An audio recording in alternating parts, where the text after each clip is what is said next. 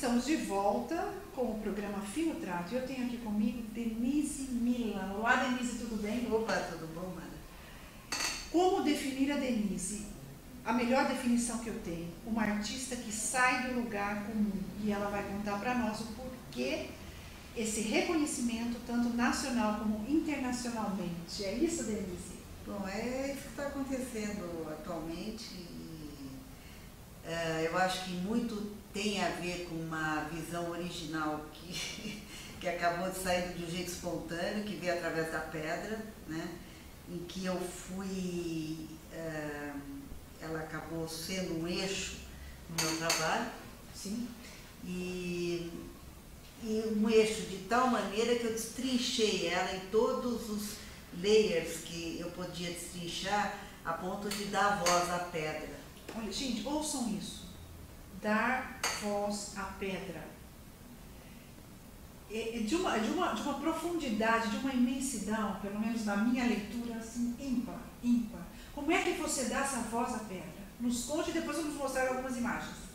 Então, eu fiz uma ópera das pedras no Sesc Ipiranga, em 2009, essa ópera das pedras, inclusive, acabou de ser broadcast em Chicago, Okay. Né, para todos os Estados Unidos e para o público do mundo. Uhum. Né? E como eu sempre vi na pedra a vida, uma metáfora para a vida, quer dizer, uma relação entre todo o processo de transformação dela e a nossa própria evolução, eu chamei 6 artistas, 6 grandes compositores, Badia Sade, André Nemário, Marco Antônio Guimarães, Naná Vasconcelos, Carlinhos Antunes, enfim, nós éramos 6 para comporem essas vozes das pedras. E veio um diretor americano e a gente fez então essa ópera. Uhum. E essa ópera ela acabou gerando uma série de derivados, quer dizer, ela não se termina ali, ela acaba enfim, tendo outras expansões. Uma delas é o que vai acontecer em Heliópolis esse ano. Exatamente, você gostaria de comentar conosco um pouco agora? Sim, dia 14 de junho, e está todo mundo convidado, por favor, venham, vai ter em Heliópolis uma manifestação espontânea da comunidade. E o que é fantástico disso? Porque assim, eu comecei a desenvolver meu trabalho a partir da pedra, né? E daí tem uma série de capítulos que eu vou contar um pouco para vocês já. E Heliópolis, eles entraram dentro dessa linguagem das pedras, né? O que é a linguagem das pedras? Por que a pedra? Né? Primeiro, eu escolhi o quartzo. Ele é um mineral que está comum em 90% da crosta da Terra. O que é comum é o que nos une. Gente, eu tô... E a gente precisa agora, num momento em que a Terra está passando por tanta crise, em que os valores econômicos estão tão instáveis, em que os valores nossos estão tão instáveis, em que as crises climáticas estão acometendo a gente, o que a gente vai ter que buscar? A gente vai ter que buscar uma nova forma de viver na Terra. E que ela é derivada do coletivo, ela não é mais eu, você, não. Vai ser uma coisa mesmo que vem do coletivo. E o que está acontecendo em Heliópolis é um exemplo disso. E que é um exemplo de como essa linguagem das pedras, que eu já estou desenvolvendo há 26 anos, que começa lá atrás, assim, eu fiz uma exposição no PS1 em Nova York. O PS1 é uma instituição que é conjunta com o MoMA, e essa exposição eu chamava-se Garden of Light, e ela mostrava um pouco a gente entrando dentro desse Brasil, porque o Brasil ele foi descoberto por conta das pedras, com esse olhar de descobrimento, né? E eu acho que quando a gente pode se autorizar a olhar a pedra não como algo imutável, mas como uma força em constante mutação, né, a gente consegue ver a força disso e entender como nós podemos nos transformar perante as adversidades que vêm para a nossa vida. Então isso que é genial, eles estão pegando essa linguagem, esses códigos que são derivados de uma observação científica e artística da pedra, trazendo isso para os seus problemas do dia a dia e vendo como eles conseguem transpor, através dessa linguagem artística, as suas dificuldades, a violência, a droga. Denise, eu estou assim, eu não sei, como eu falei, minha sensibilidade, vou ser sincera com todos vocês. Estou muito assim, surpresa e muito satisfeita com algumas coisas que você está colocando. Eu poderia traduzir de uma maneira, até as pedras se modificam. Até as pedras se modificam. O seu trabalho, na minha leitura, ele é um trabalho assim, que ele demonstra, através das pedras e vice-versa, é um trabalho de mão dupla, fazendo um paralelo com o ser humano, da questão da transformação, em uma palavra que eu li no seu release, achei muito interessante, a questão da superação, e não no simples exercício da sobrevivência. Sim. Eu acho que, quando eu falei fora do comum, uma artista que sai do lugar comum, não fora, que sai do lugar comum, em que sentido? Na questão da transcendência.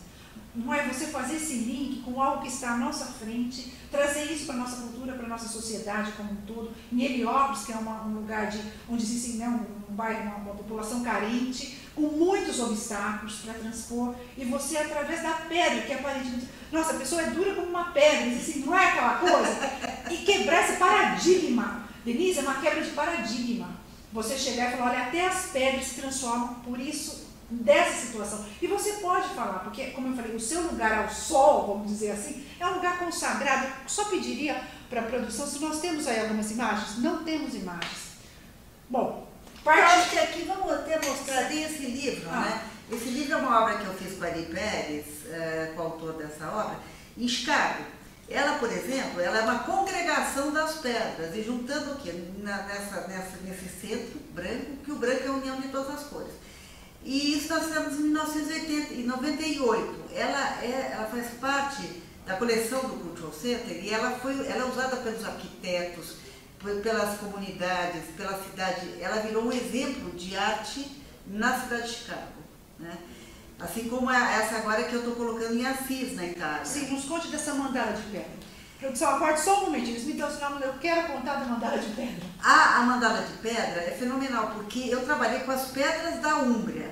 Tá? E o que é genial de Assis? Assis, você tem dois grandes mestres, São Francisco de Assis, que faz toda uma reviravolta na questão do sagrado, né? Ele mostra que o sagrado está na natureza, e o Giotto, que faz uma reviravolta na questão artística, em que ele pega aquele fundo de ouro e ele traz o quê? A paisagem da Toscana, né? Então os dois estão olhando para o quê? Para a natureza.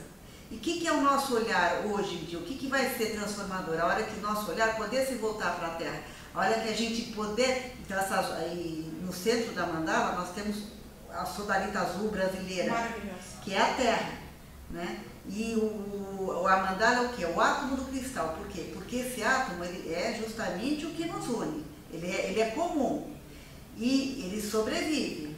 Então, o que nós temos que rapidamente assim nos acordar, né? Despertar? A gente tem que despertar para essa consciência de pertencimento. A gente pertence um ao outro, a gente pertence ao planeta, a gente pertence ao cosmos.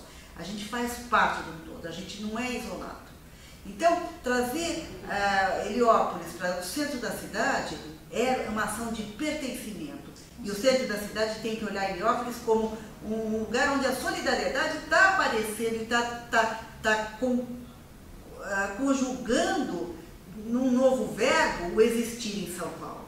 É essa nova conjugação que a gente tem que ficar atenta. A gente tem que inventar uma maneira de existir em São Paulo. Para o quê? Para quebrar a violência, para ultrapassar moldes antigos de vida, sabe? Nós moramos dentro do quê? De grades, de prisões. Para quê? Vamos encontrar uma maneira de convívio, de encontrar um comum, aquilo que é comum. E através, como você falou, da arte, essa questão da pedra eu achei assim, Denise, eu vou finalizar o nosso tempo, eu vou pedir para você fechar falando de Heliópolis, data, etc, e vou deixar muito claro. Denise Milian, parte 1, porque você vai fazer a parte 2, a parte 3, porque, gente, eu tô assim, paz. Eu sou uma pessoa, tenho uma sensibilidade do lado humano, não sou artista, mas tenho uma sensibilidade, e tô assim, encantada, não tenho outra palavra para dizer. E é de coração que eu digo isso. Sabe quando você sente aquele calafrio no corpo, algumas coisas me tocam assim, profundamente. Infelizmente, devido ao nosso tempo, Denise Milan, parte 1, vai voltar para depois contar de Heliópolis. Finalize, passando só apenas a agenda, por favor. Vai ser dia 14 de junho, a gente vai estar com isso, enfim, divulgado no Facebook, em blog e tudo. Vai ter 2 períodos, da manhã e da tarde, e vai reunir as crianças todas e a comunidade. Eu acho que vai ser comovente. Eu acho que a cidade de São Paulo tem que tem que ver isso, tem que participar. É um momento de trazer o quê? Um benefício para a nossa cidade. Então a arte, ela é um instrumento de polarização de forças latentes que tem que se tornar visíveis, e a gente tem que abrir o olho, porque está na frente da gente, basta a gente querer ver. E vamos ver, com certeza. O nosso programa hoje chega ao final com Denise Milan, parte 1. Até a semana que vem. Eu aviso quando ela vai retornar nos contando o que aconteceu em Heliópolis. Uma ótima semana a todos e até a semana que vem. Obrigada.